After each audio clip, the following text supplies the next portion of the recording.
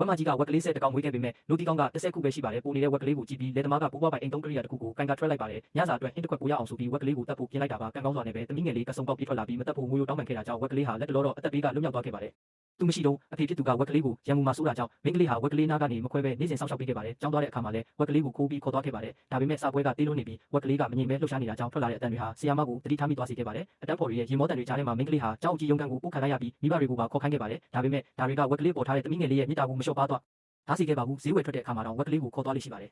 ်မိဘတွေကတော့ဒါဟာခဏတာကလေးတဘာဝခင်မင်တာပဲလို့ထင်ခဲ့ကြတာပါဒါပေမဲ့ဝက်ကလေးတဖြည်းဖြည်းကြီးထွားလာတဲ့နဲ့အမျှမိန်းကလေးရဲ့တန်ရုံးစင်ကလည်းပိုပြီးခိုင်မာလာခဲ့ပါတယ်နောက်ဆုံးတော့အဖေဖြစ်သူကမကြည့်ရတော့ပဲသမီးဖြစ်သူကိုဝက်တကောင်နဲ့တစ်လုံးအတူမနေစေချင်တာကြောင့်ဝက်ကလေးကိုမွေးမြူရေးချန်စီပြန်ပို့ဖို့ပြပြတတအမိန့်ပေးခဲ့ပါတယ်မဟုတ်ရင်တော့ချက်ချင်းပဲဟင်းပွဲအဖြစ်ပြောင်းလဲလိုက်တော့မယ်လို့ချင်းချောက်ခဲ့ပါတယ်မိန်းကလေးမှာရင်ထဲကအမြင့်မပြတ်ဝမ်းနေခဲ့ရပေမဲ့ဝက်ကလေးရဲ့ပေးကင်းရေးအတွက်တနခံမှုမှအပအခြားရွေးချယ်စရာမရှိခဲ့ပါဘူးဝက်ကလေးကလည်းမိန်းကလေးနဲ့မခွဲချင်ရှာပါဘူးထွက်ခွာသွားတဲ့မိန်းကလေးကိုကြည့်ရင်နောက်ကနေလိုက်သွားခြင်းပေမဲ့ဘယ်လိုပဲကြိုးစားပါစေထွက်ပေါက်ရှာမတွေ့ခဲ့ပါဘူးဒါကြောင့်နောက်ကိုနည်းနည်းဆုပ်ပြီးအချိန်နဲ့အစွမ်းကုန်ပြေးဆောင်လိုက်ပါတယ်ဒါပေမဲ့တစ်တားပြင်များတွေကပုတ်ပုတ်ပပပဲတုံခါသွားခဲ့ပြီးခြံထဲကတိရစ္ဆာန်တွေအားလုံးကသူ့ကိုရေမောကလက်လျှော့လိုက်ဖို့ပြောကြပါတယ်ဒါပေမဲ့ဝက်ကလေးကမလျှော့တန်းကြိုးစားခဲ့ပါတယ်နာကျင်မှုကိုအလူလက်ခံပြီးထက်ခါတာဆူထွက်လိုက်တာနောက်ဆုံးတော့တားချန်စီယိုကျိုးသွားခဲ့ပါတယ်သူဟာ trap ပြီးကိုခါလိုက်ကမိန်းကလေးရှိရာစီပြေးသွားခဲ့ပေမဲ့ဘယ်တော့ပဲကြိုးစားပါစေမရအောင်မလိုက်နိုင်ခဲ့ပါဘူး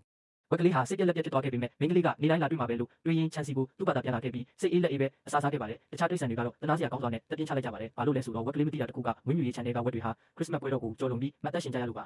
မိန်းကလေးဟာကျောင်းစင်းတိုင်းဝက်ကလေးကိုလာကြည့်လို့ရှိပြီးမှကျောင်းကားစီးပြီးအိမ်ပြန်လေးရှိပါတယ်အဲ့ဒီအတူတကွာရှိတဲ့အချိန်လေးတွေဟာဝက်ကလေးအတွက်နေ့စဉ်မျှော်လင့်ရတဲ့အချိန်လေးတွေဖြစ်လာခဲ့ပါတယ်ဒါပေမဲ့မိန်းကလေးနဲ့တွေ့ရတဲ့အချိန်ကတိုးတောင်းလွန်းတာကြောင့်ဝက်ကလေးဟာတငယ်ချင်းတစ်တွေဖွဲ့ဖို့ဆုံးဖြတ်လိုက်ပါတယ်ဒါနဲ့တခြားတိရစ္ဆာန်တွေကိုအတူတူဆော့ဖို့ဖိတ်ခေါ်ခဲ့ပေမဲ့ဘယ်သူမှပြန်မတူခဲ့ကြပါဘူး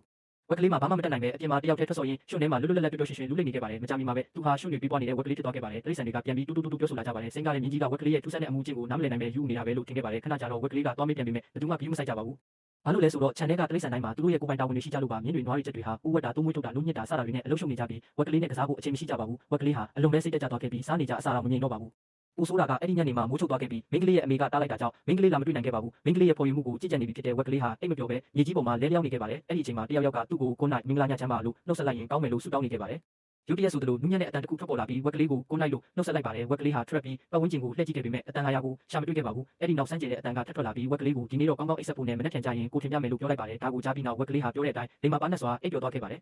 အဲ့ဒီအတန်ပိုင်ရှင်ပင်ကူမလေးဟာမနက်စာစားနေတာဖြစ်ပြီးမြင်းကြီးကိုအရန်လန့်သွားစေခဲ့လို့မြင်းကြီးသတိမိလဲသွားခဲ့ရပါတယ်ပင်ကူမလေးကနင်းတို့ကတော့လူတွေကြွေးတာကိုအတင်စားရပေမဲ့ငါကတော့ကိုမနက်စာကိုကိုယ်တိုင်ဖမ်းယူရတာလို့ပြောပါတယ်ပင်ကူတွေဒါပြန်တန်းတက်တဲ့ပိုးမွားတွေကိုမဖမ်းရင်အဲ့ဒီပိုးမွားတွေဟာထိမနိုင်သိမရပုံများလာမှာဖြစ်ပါတယ်အဲ့ဒီစကားတွေကြောင့်ဝက်ကလေးဟာပင်ကူမလေးကိုအရန်လေးစားသွားခဲ့ပြီးသူတို့နှစ်ကောင်ဟာရင်းနှီးတဲ့တငယ်ချင်းတွေဖြစ်လာခဲ့ကြပါတယ်ပင်ကူမလေးဟာနေတိုင်းပင်ကူအိမ်ရက်လုံရင်အချိန်ကုန်လေးရှိတာကြောင့်ဝက်ကလေးကလည်းပင်ကူရဲ့နေကိုတင်ယူဖို့ဆုံးဖြတ်ခဲ့ပါတယ်ဒါပေမဲ့ပင်ကူအိမ်ရက်လုံတာဟာမလွယ်ကူပါဘူးဒီနေ့မှာတော့ငမ်းမကြီးဟာငမ်းပေါက်လေးခုနှစ်ကောင်ပေါက်ခဲ့ပေမဲ့ဥပလုံးကတော့မပေါက်ပဲကျန်နေခဲ့ပါတယ်ကြွက်ကြီးကအဲ့ဒီဥကိုသူ့ရဲ့ပစ္စည်းစုဆောင်ကန်နဲ့ထည့်ချင်နေခဲ့ပါတယ်နွားမကြီးကဒါကိုဘယ်တော့မှမခွဲလိုက်ပါနဲ့ပုံနေတဲ့ဥပလုံးရဲ့အနက်ဟာအရန်ပြင်းထန်တယ်လို့ထပ်ခါတတိပေးခဲ့ပါတယ်ဒါပေမဲ့အဲ့ဒီနေ့မှာပဲမမျှော်လင့်ပဲမတော်တဆမှုတစ်ခုဖြစ်သွားခဲ့ပါတယ်တန်ဆုံးခွာကိုကင်ထားတဲ့ကလေးတစ်ယောက်ကပင်ကူမလေးကိုရိုက်ချလိုက်ပြီးဖန်ပလင်းအောက်မှာပိတ်လောင်လိုက်ပါတယ်ပင်ကူမလေးကိုကဲဖို့အတွက်ဝက်ကလေးဟာရှုဖက်နဲ့ကျိုးကိုဆွဲလိုက်တာကြောင့်စပင်ဝါရောင်နဲ့ကလေးမလေးဟာမြေကြီးပေါ်လဲကျသွားခဲ့ပါတယ်အဲ့ဒီအခါကြွက်ကြီးရဲ့ပစ္စည်းစုဆောင်ကန်ပြိုကျသွားပြီးပုံနေတဲ့ဥကြီးကွဲထွက်သွားခဲ့ပါတယ်ခုတော့တိရစ္ဆာန်အားလုံးဟာအနက်ဆိုးကြီးကိုဒုက္ခခံပြီးရှုရှိုက်ကြရတော့တာပေါ့ဒါပေမဲ့ဒီဖြစ်ရဲ့ကြောင့်ပင်ကူမလေးကတော့ဘေးကင်းစွာနဲ့လွတ်မြောက်သွားခဲ့ရပါတယ